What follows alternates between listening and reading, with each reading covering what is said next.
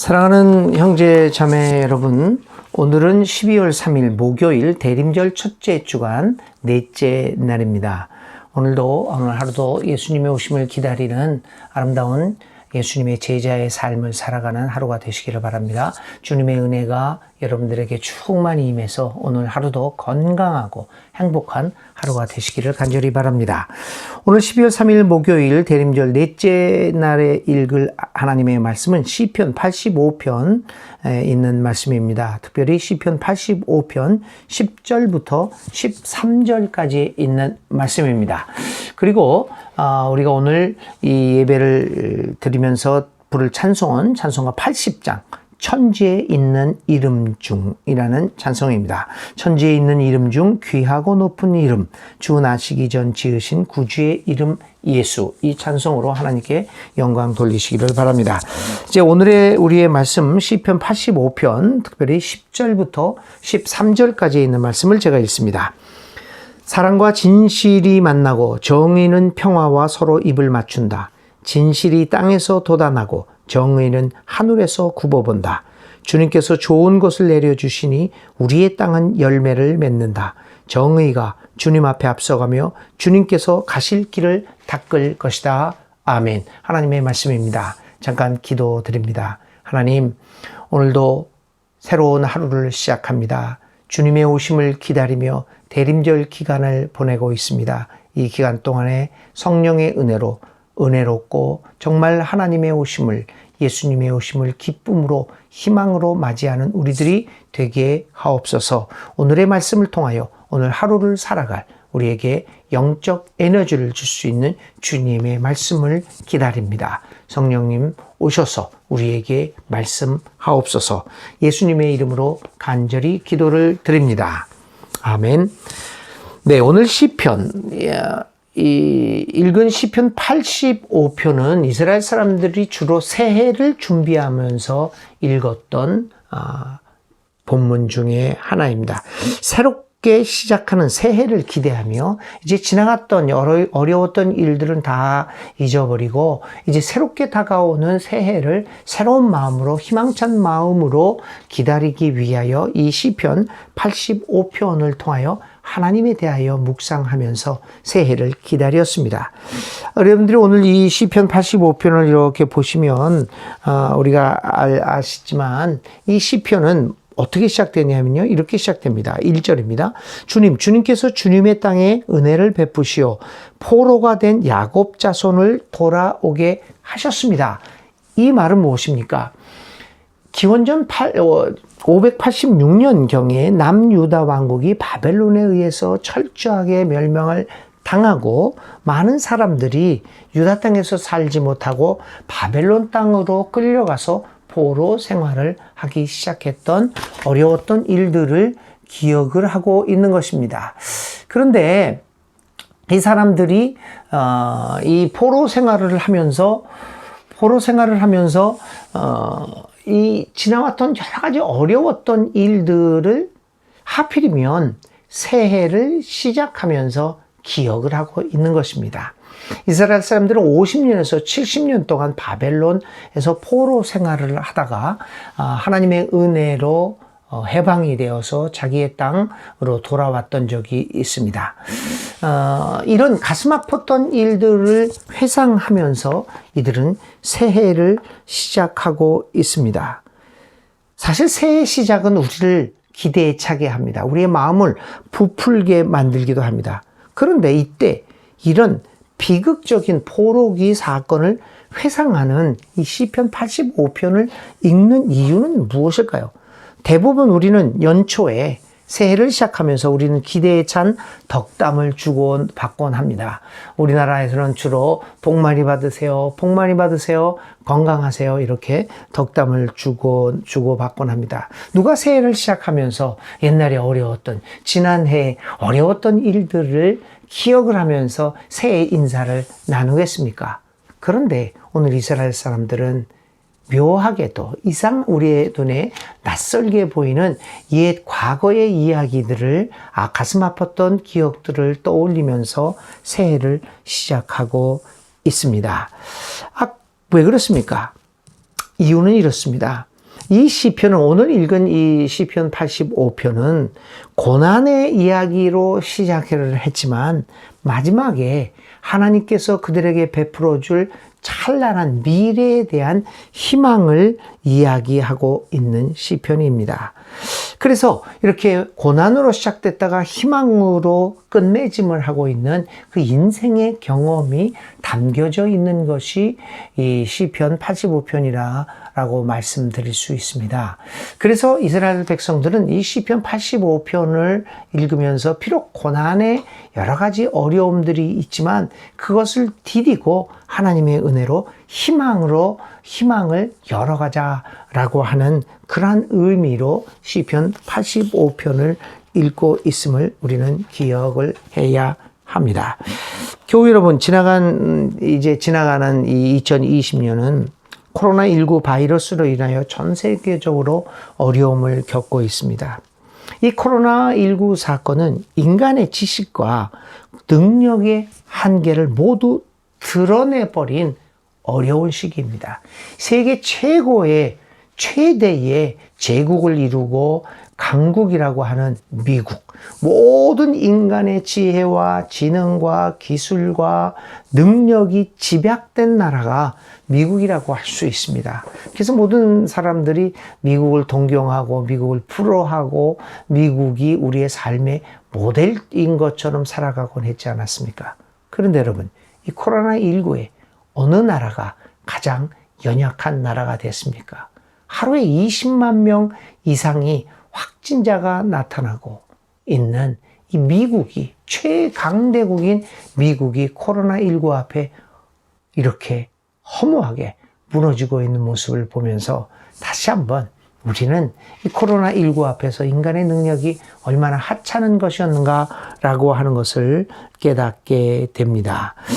이런 코로나19는 인간의 지식과 능력의 한계를 드러내버린 이 고난의 시간들입니다. 그러나 이 고난의 시간을 통하여 우리는 여러 가지를 발견하게 됩니다.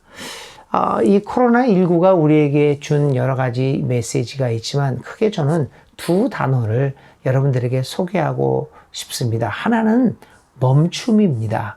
코로나19는 모든 것을 멈추게 만들었습니다.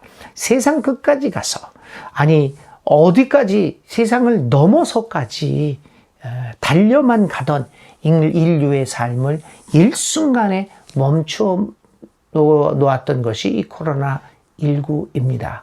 멈추니까 우리가 비로소 깨닫게 됩니다.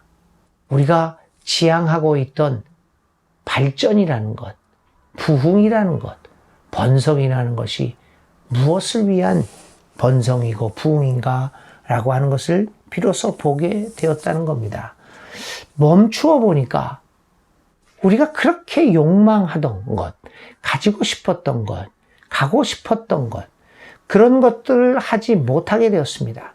그러나 그것을 하지 못하였다고 해서 우리의 삶이 끝난 것은 아니라는 것을 우리는 깨닫게 되었습니다. 멈추어 보니까 내가 그렇게 이것 없이는 살 수 없다고 생각했던 것들이 하찮은 것이었음을, 그것 없어도 살아가는데 아무런 지장이 없다는 것을 우리는 비로소 보게 되었습니다. 절망 속에서, 고난 속에서 우리는 비로소 우리의 삶의 가치가 어디에 있어야 하는가, 그리고 우리의 삶의 방향이 어디로 향해서 가야 하는가를 조금씩 어렴풋이나마 깨닫게 되었습니다. 이스라엘 백성들은 포로 생활을 다시 한번 기억하면서 잠깐 멈춰 서서 오늘의 그들의 삶을 진단하고 있는 것입니다. 이제 새롭게 시작되는 한 해를 우리는 어느 방향으로 나아가야 할 것인가? 잠깐 멈춰 서서 고난을 생각하며 과거에 가슴 아팠던 기억들을 떠올리면서 그들은 다시 한번 새로운 새해를 어떻게 열어갈 것인가 라고 하는 것을 살펴보게 되었습니다. 두 번째로 이 코로나19가 우리에게 준 중요한 단어는 거리두기입니다. 멀찌감치 서서 보자는 겁니다. 비대면이라는 말이라고 볼 수도 있습니다. 서로 대면하기 어렵습니다. 이제 만난다는 것이 좀 위험을 우리에게 갖다 줄 수 있다라고 하는 위기의 순간으로 변해지고 있다는 겁니다. 참 아이러니하죠? 만난다는 것. 그래서 점점 만남이 어려워지고 비대면으로 이루어지고 만남의 횟수가 줄어들게 되었습니다. 그런데 여러분, 이 만남의 횟수가 덜해지다 보니까 우리는 다시 한번 만남의 질을 생각하게 됩니다.